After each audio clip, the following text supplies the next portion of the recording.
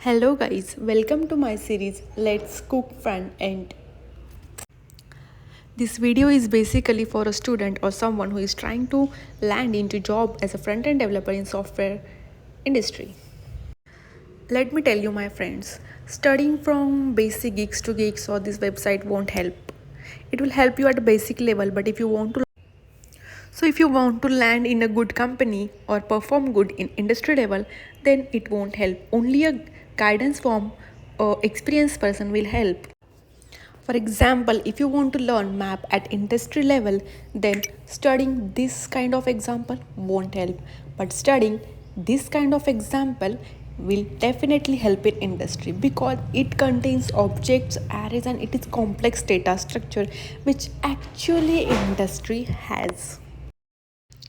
So if you want to learn front end from top to end, then please subscribe my channel. Also, if you want study material which have the industry level kind of data structures and arrays and API responses, then please ping me on my LinkedIn or Instagram. Thank you.